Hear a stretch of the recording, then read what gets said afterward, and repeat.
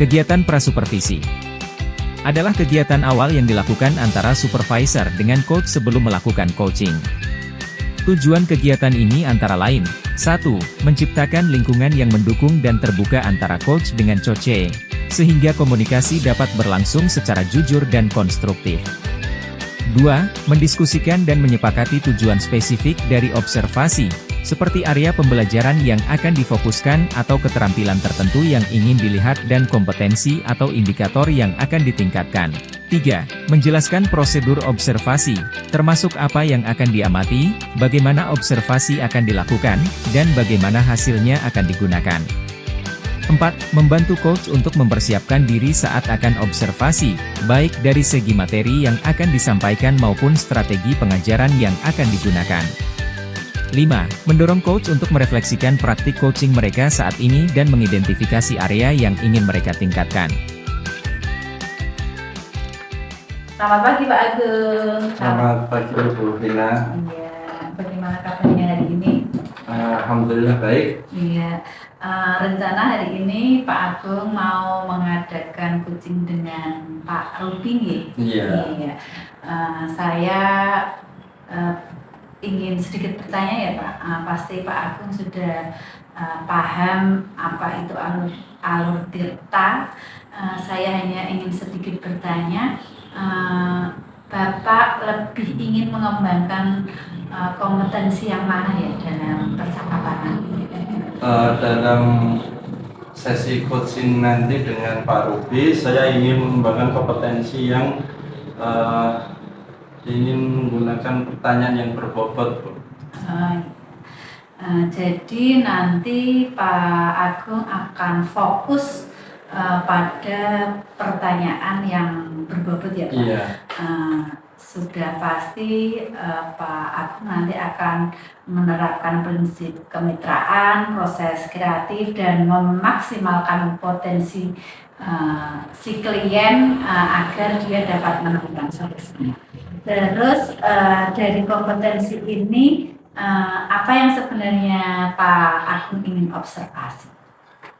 Dari menggunakan pertanyaan yang berbobot, Bu, itu merupakan salah satu kompetensi yang saya anggap itu paling sulit, Bu, untuk dipahami, karena pertanyaan itu nanti akan bisa mengoreksi langsung diri saya sendiri apakah menjadi seorang coachnya sudah baik.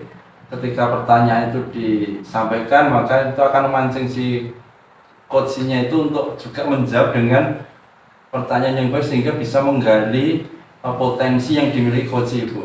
Itu maksud saya dari memilih kompetensi tersebut. Jadi dengan memilih pertanyaan yang berbobot, harapan Pak Agung bisa memancing ide-ide yang sebelumnya Kuci belum punyai, sehingga bisa memancing Kuci untuk menemukan apa ya istilahnya motivasi serta potensi yang dimiliki oleh Kuci. Iya. Terus kalau boleh tahu indikator ketercapaian dari tujuan pengembangan yang diinginkan Pak Agung apa?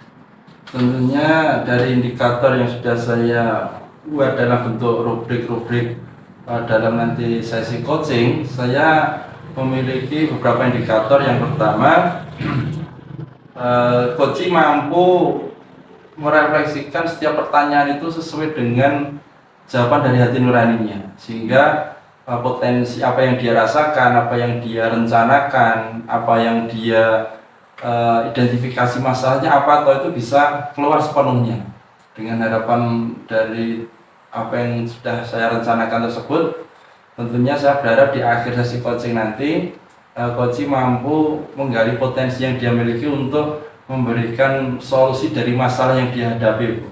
Oh iya, jadi harapan Pak Agung indikator ketercapaiannya adalah Kuci bisa menyampaikan ide, bisa menggali potensi diri, sehingga Kuci bisa menemukan solusi dari permasalahan yang dihadapi dari pertanyaan-pertanyaan Pak Agung yang berbobot. Seperti itu ya Pak? Ya, semoga nanti percakapan kucingnya berjalan lancar, apa yang Pak Agung harapkan, indikator yang diharapkan tercapai semuanya. selamat melakukan coaching ya Pak, sukses selalu. Iya Bu, terima kasih atas motivasinya. Ya Pak, sama-sama. Bismillahirrahmanirrahim. Assalamualaikum warahmatullahi wabarakatuh. Waalaikumsalam warahmatullahi wabarakatuh. Selamat sore Pak Ruby, bagaimana kabarnya hari ini? Selamat sore Pak Agung, alhamdulillah sehat. Baik Pak Ruby, alhamdulillah sehat ya. Kabar yang di rumah juga senantiasa sehat tentunya ya Pak ya. Amin.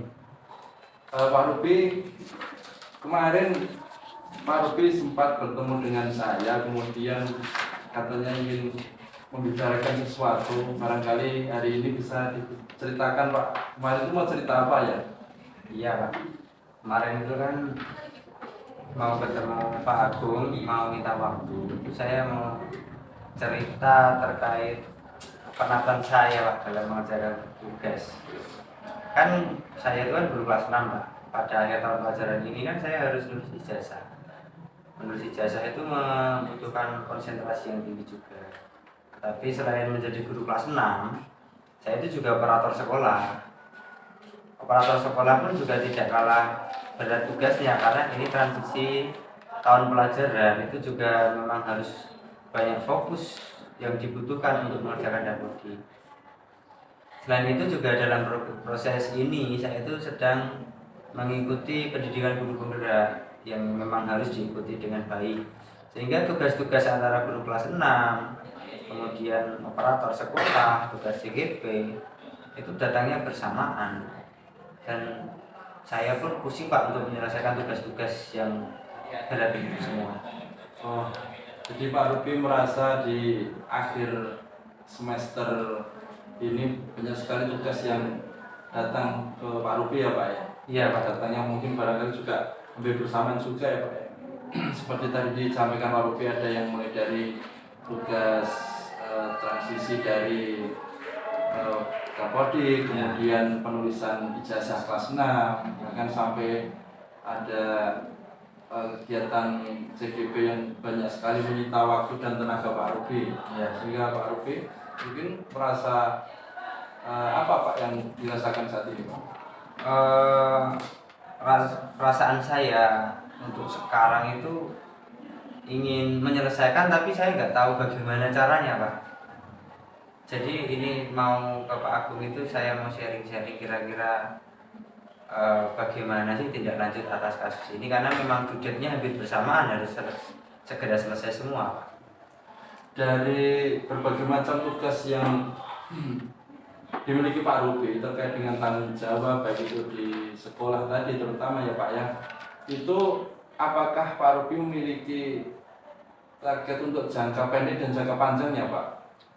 Iya Pak, kalau tugas itu mungkin dalam jangka pendek ini target saya itu mampu menyelesaikan tugas ini dengan baik tanpa terkecuali satu pun dengan kualitas yang baik. Itu jangka pendeknya. Kalau untuk jangka panjangnya mungkin saya bisa ada manajemen waktu yang efektif, sehingga walaupun beban saya itu berat, tetapi saya mampu mengerjakannya dengan efektif, efisien, dengan kualitas kerja yang baik juga Pak. Itu tujuan jangka panjangnya.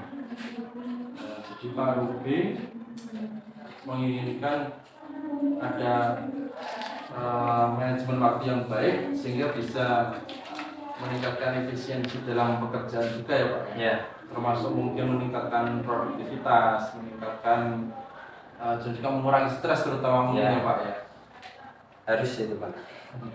Bagaimana Pak Ruby membayangkan situasi yang ideal di mana mungkin Pak Ruby itu bisa mengelola semua tanggung jawab itu secara optimal?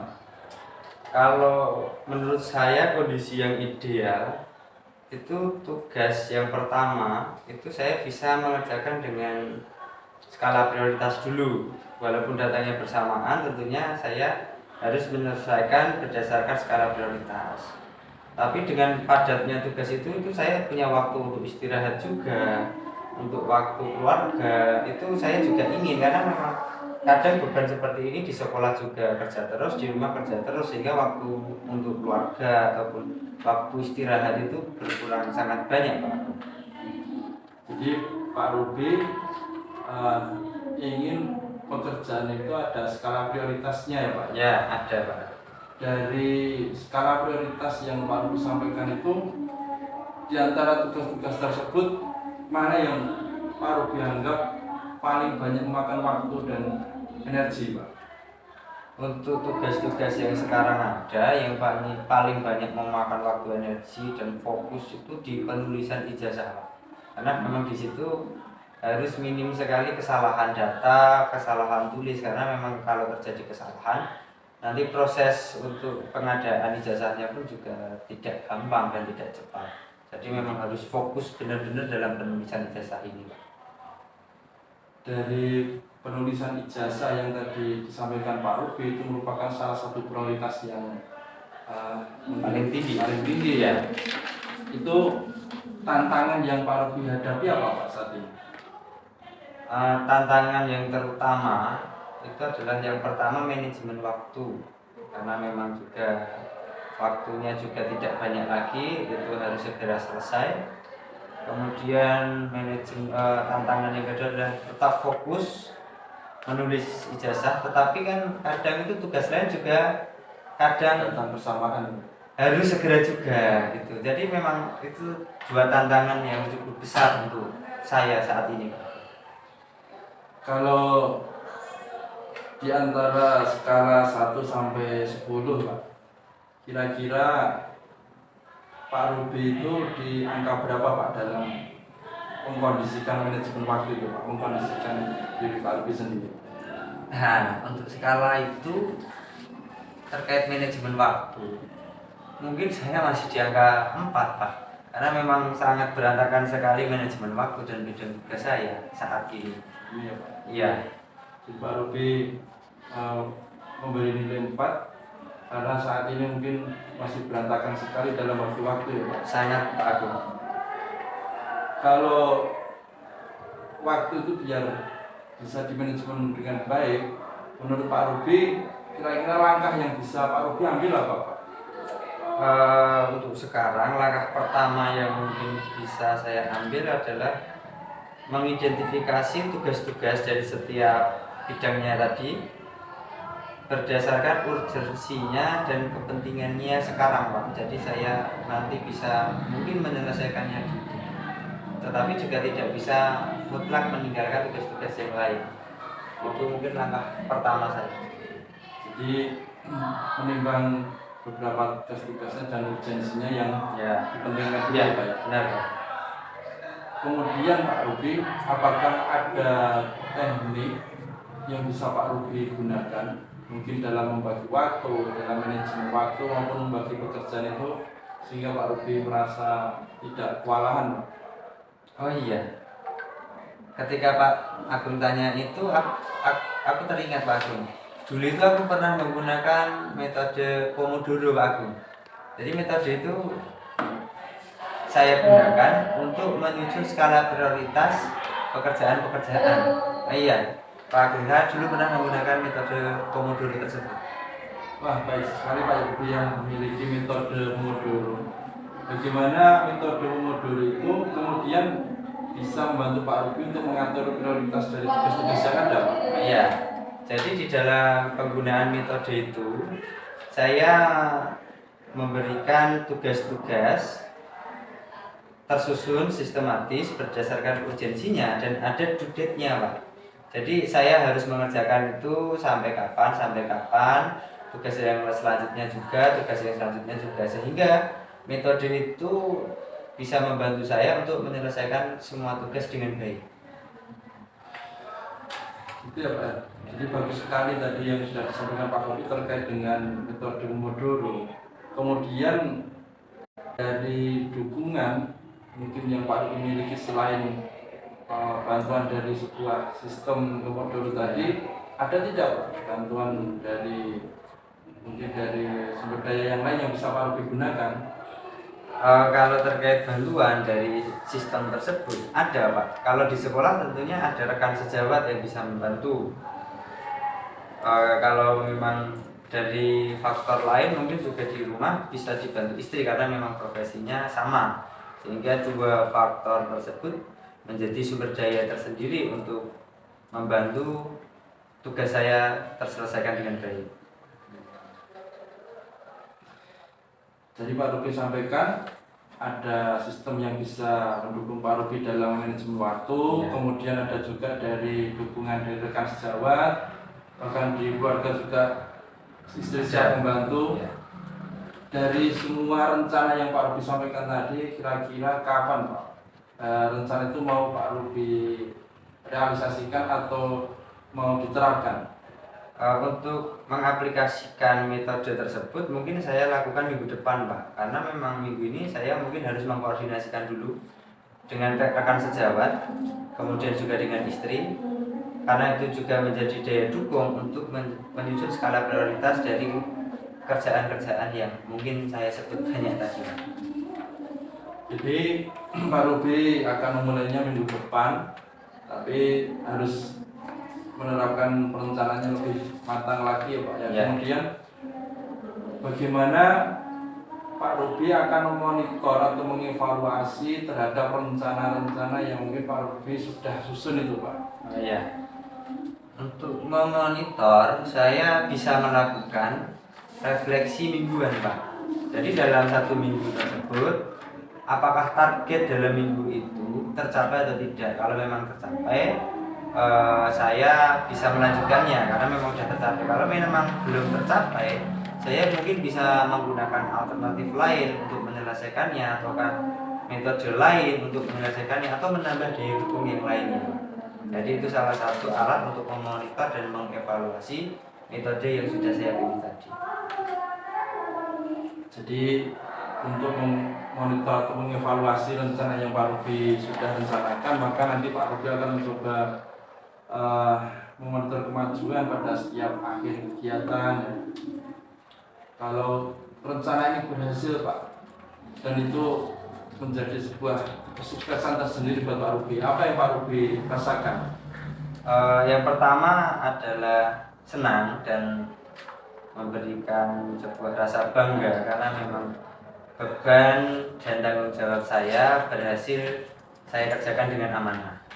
Kemudian yang kedua, mungkin saya bisa berbagi praktek baik dengan teman-teman yang lainnya, bahwa segala sesuatu itu ada sebuah solusi yang bisa dibuat dengan perencanaan dan daya dukung yang memang sudah menjadi pertimbangan dalam menyelesaikannya. Nah, ini tadi Pak Ruby sudah menyampaikan mulai dari masalah, kemudian rencana, bahkan sampai tadi bagaimana cara mengevaluasi.